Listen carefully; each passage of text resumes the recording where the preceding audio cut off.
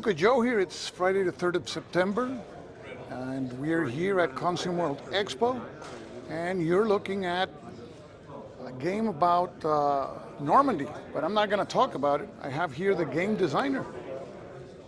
How you doing? Hi, how are you? Can you please introduce yourself? My name's Tom Holliday.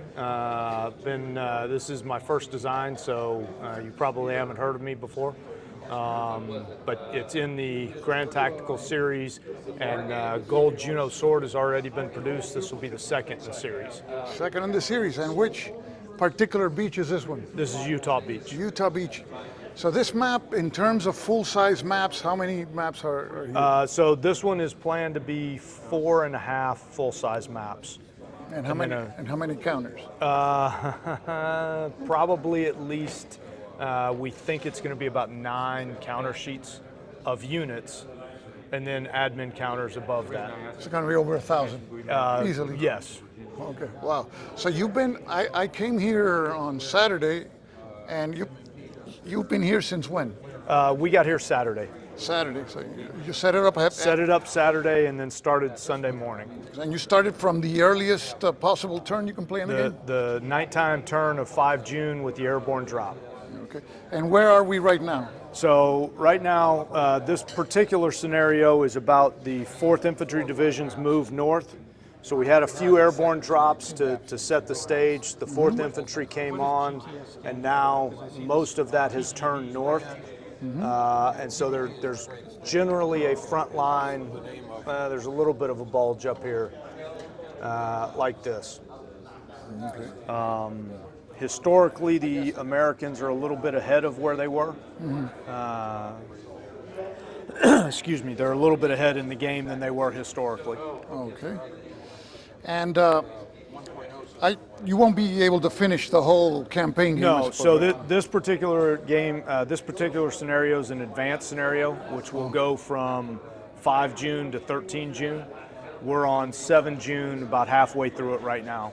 Okay. The plan is to put this into Vassal before we leave so we can keep playing later. Oh, that's a big challenge, huh? Because you got to go hex by hex, right? Yep. Writing things down. Yep. Now, let me ask you this. This is going to be published by MMP, right? Correct. And this is which of their series? It's the Grand Tactical series. So, Grand Tactical series, what is the common unit, the scale? The units are generally company size, and the hexes are 500 meters. Oh, 500 meters, okay. So you said that this would be the second game in that particular line? In Normandy's series. In the Grand Tactical series, there's 4 produced, I believe, and at least 3 that are in the works. Okay. And how is have the basic rules changed from the first game to the current game? Have they changed too much? So the first 2 were produced on Series Rules 1.0, and those are still on that series. Everything after that has been produced on the 2.0 rules. Oh, okay. And there are a few changes. The assaults were simplified somewhat from the first series. The way you handle your non-regimental units is different than it was in the first group.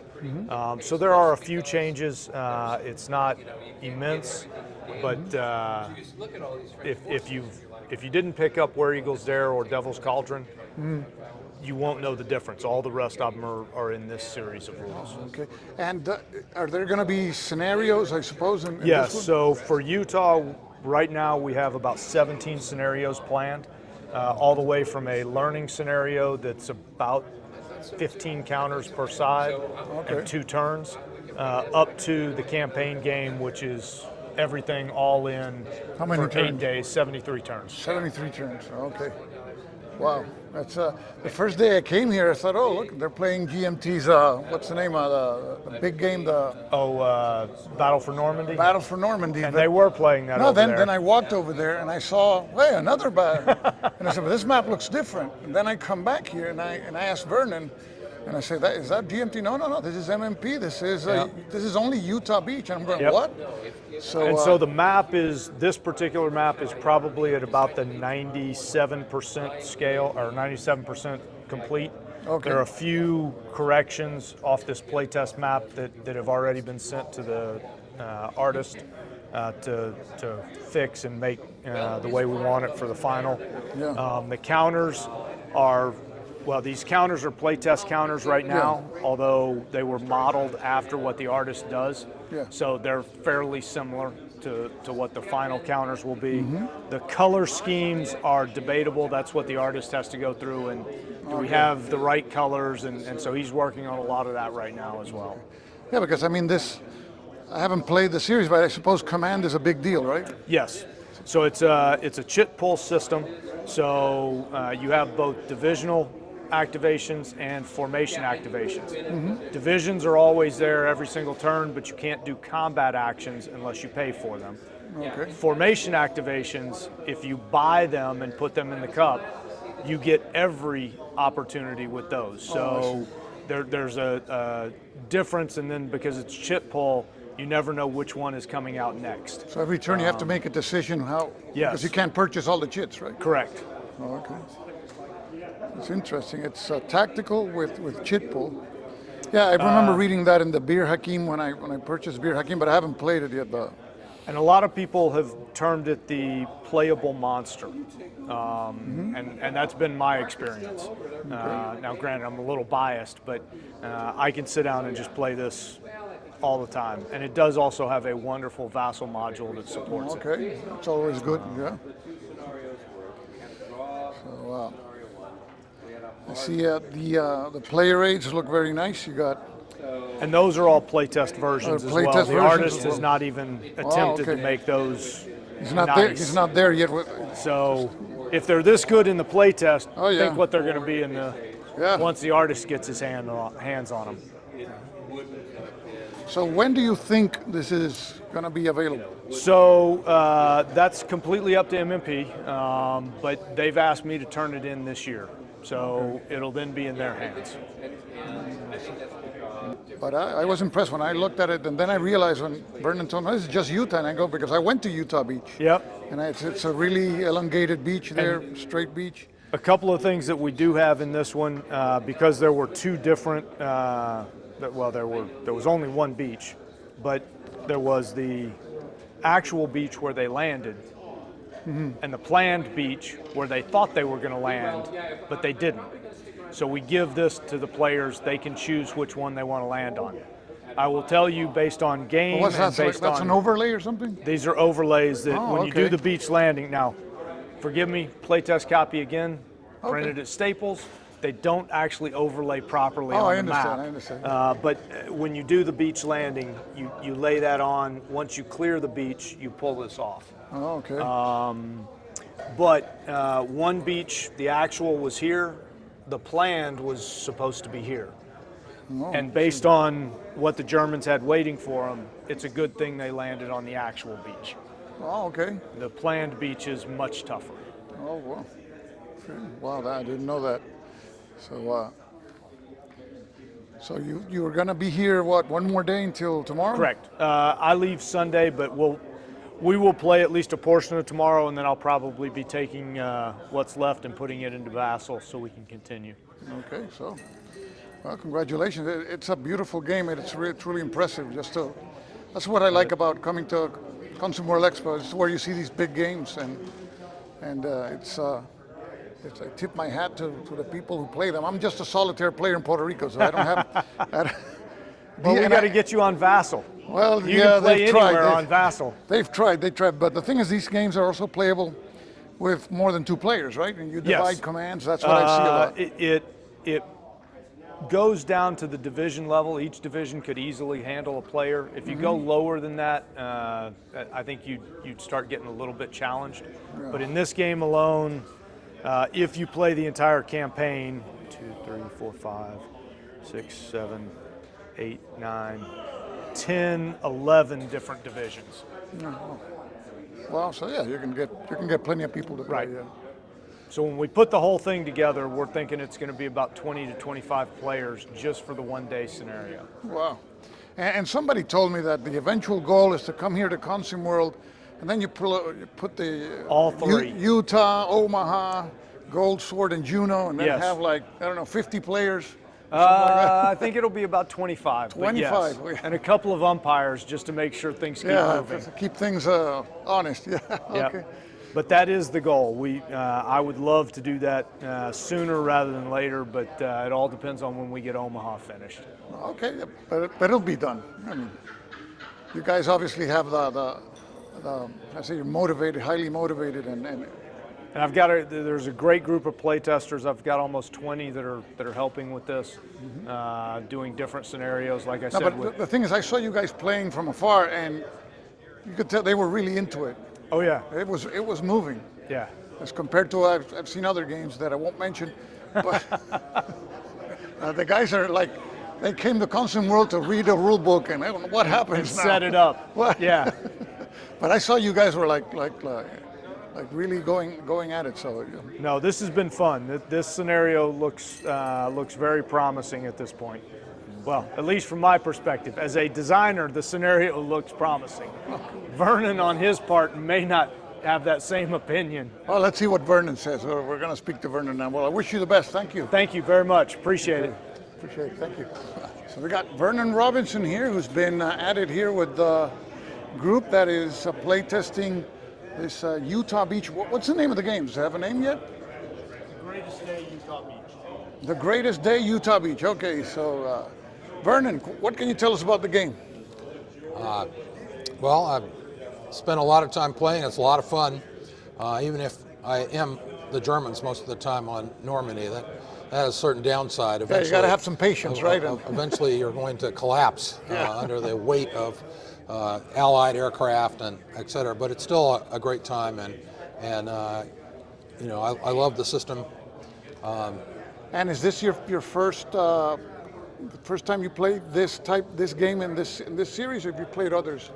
I've played one other game in the series, which is the invasion of Crete. Oh yeah, I saw that one last Operation Mercury. year. That was And also, that was a lot of fun too. And were the Germans there too? Germans are there too. Okay, so you got the they're attack at least. a little bit better matched in that regard. And I've spent a boatload of time doing playtesting, and so I'm actually putting my toes into the design pool by working on Operation Avalanche, the Allied invasion, or the Brit and American invasion at Salerno. Oh, okay. And one of the reasons I'm attracted to that as a game is because it's a close run thing. It could have gone either way.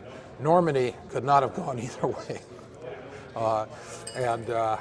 So it's been a great time. We played the heck out of the game, both in the Eden war game group, which is about 40 miles from me, as I'm in Winston-Salem, North Carolina, and the Kernersville group, where we had 8 players one day playing the 4 sections of Gold, Sword, and Juno, basically the divisions on divisions, plus the 21st Panzer against the airborne, the 6th Airborne Division.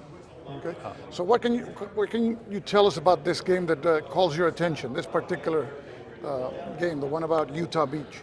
Well, the Germans have some deficits and are trying to hang on in a delaying action until 5 more battalions show up, and so I'm still hanging on. Trying to hang in there. And compared to Omaha, are the Germans stronger in Omaha or in Utah? Well, Omaha hasn't been done yet, Okay. but the Germans are, you know, the Germans have better units in the other on the other beaches. Okay. Panzer Lehr is a great unit. The 12th SS is a great unit. The 21st Panzer is a pretty good unit.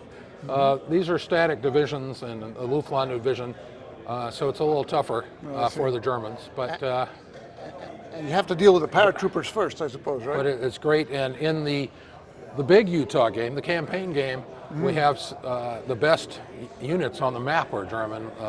The parachute camp group Oh, okay. that is involved with coming up from the south, and can give the Allies a real run for their money. But they come out, they appear later, right?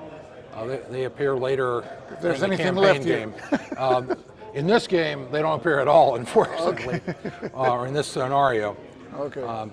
But any event, it's I highly recommend that your viewers go get a copy of Gold, Sword, and Juno so they can get ready for Utah. And if there are any folks who are really enthusiastic about GTS, then they need to make plans to be in Consim in 2024 so we can put the whole shooting match together and they can be one of those 25 players. And if someone would like to get their feet wet in the system, like to learn it, what would be like the best way to learn it?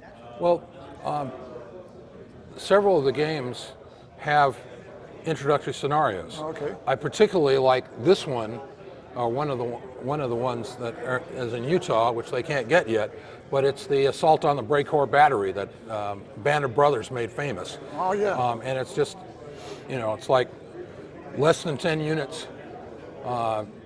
Get the game mechanics down without having to deal with the heavy counter mix. And the other game, Operation Mercury, has smaller scenarios. Is Bastogne out yet? It's not. Okay, well, there are two.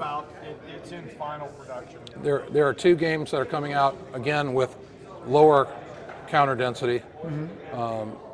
So that'll be good. And the SAR game that Joe Chacon put together, hopefully it'll be published as a folio or a magazine game. I didn't know that. Joe Chacon did a... like Reluctant Enemies was published in the OCS series that MMP puts out, and as a result, the folks will they can get a whole game.